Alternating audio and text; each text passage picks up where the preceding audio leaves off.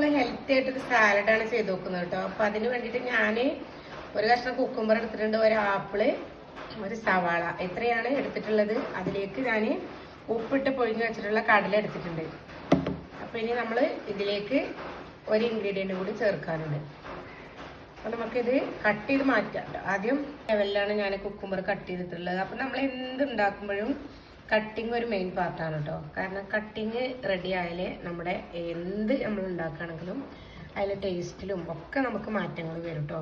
കട്ടിങ്ങിൽ ഇപ്പോൾ നമ്മൾ ഈ ഒരു രൂപത്തിലല്ല വേറെ രൂപത്തിലാണ് നമ്മൾ കട്ട് ചെയ്തിരിക്കുന്നത്, ടേസ്റ്റിൽ വ്യത്യാസം ഉണ്ടാവുമെന്നാണ് ഞാൻ വിശ്വസിക്കുന്നത്. അപ്പോൾ നമുക്ക് ഇതിലേക്ക് ഇട്ട് കൊടുക്കാം കേട്ടോ. ഈ കടലയിലേക്കാണ് ഇട്ട് കൊടുക്കുന്നത്. എന്നിട്ട് അതുപോലെ നമുക്ക് സവാളയും ആപ്പിളും കട്ട് ചെയ്തെടുക്കാം. സവാള കട്ട് ചെയ്തെടുത്തിട്ടുണ്ട് കേട്ടോ. നമ്മൾ ആപ്പിളും ഇവിടെ കട്ട് ചെയ്തെടുത്തിട്ടുണ്ട്. അപ്പോൾ അതും കൂടി ഇതിലേക്ക് ഇട്ട് കൊടുക്കണം. അപ്പോൾ 3 ഇൻഗ്രീഡിയൻറ്റ് ഇതിലേക്ക് ഇട്ട് കൊടുത്തു. ഇതും കൂടെ ഞാൻ ഇതിലേക്ക് ഇട്ട് കൊടുക്കട്ടെ. അപ്പോൾ നമ്മൾ കട്ട് ചെയ്ത് വെച്ചതിലേക്ക് ഉപ്പിട്ട് കൊടുക്കുകയാണ്. നന്നായിട്ട് മിക്സ് ചെയ്യാം കേട്ടോ. ഇനി ഞാൻ ഇതിലേക്ക് ഇട്ട് കൊടുക്കുന്നത് 2 എഗ്ഗാണ് കേട്ടോ. അതിപ്പോൾ ഞാൻ ബോയിൽ ചെയ്തെടുത്തതാണ്. അപ്പോൾ അത് ഞാൻ കട്ട് ചെയ്തിട്ട് ഇതിലേക്ക്, അപ്പോൾ നമുക്ക് എത്ര വലിപ്പം വേണം ആ ഒരു വലിപ്പത്തിൽ നമുക്കത് കട്ട് ചെയ്തെടുക്കാം. ഇനി നമ്മളിതിലേക്ക് ഒരു ഡ്രസ്സിങ് ആയിട്ട് ഒഴിച്ച് കൊടുക്കുന്നത് മിൽമയുടെ തൈരാണ് കേട്ടോ.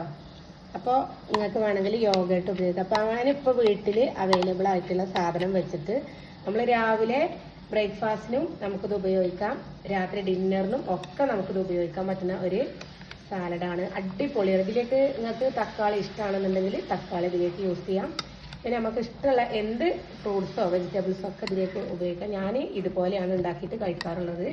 അപ്പം നല്ല ടേസ്റ്റ് ആണ് കേട്ടോ. മിൽമേൻ്റെ തൈരിന് ഞാൻ എടുത്ത് പറഞ്ഞത് മിൽമ പുളി കുറച്ച് കുറവാണ്, എന്നാൽ പുളി കുറച്ച് ഉണ്ടായിരുന്നു. ആ ഒരു രൂപത്തിലാണ് മിൽമയുടെ തൈര്. നാടൻ തൈരാണെങ്കിൽ നമുക്ക് പുളി ഓവറാവും, മിൽക്കി മിസ്റ്റ് ആണെങ്കിൽ പുളി തീരെ ഉണ്ടാവില്ല. അപ്പോൾ ഇതാണ് ഞാൻ എപ്പോഴും യൂസ് ചെയ്യാറുള്ളത് കേട്ടോ. അപ്പോൾ ഇത് നന്നായി മിക്സ് ചെയ്തതിന് ശേഷം നമുക്കിതൊന്ന് കഴിച്ച് നോക്കാം കേട്ടോ, ടേസ്റ്റ് ഉണ്ടോ. അപ്പോൾ എല്ലാം കൂടി എടുത്തിട്ട് നമുക്ക് ഒന്ന് കഴിച്ച് നോക്കാം കേട്ടോ.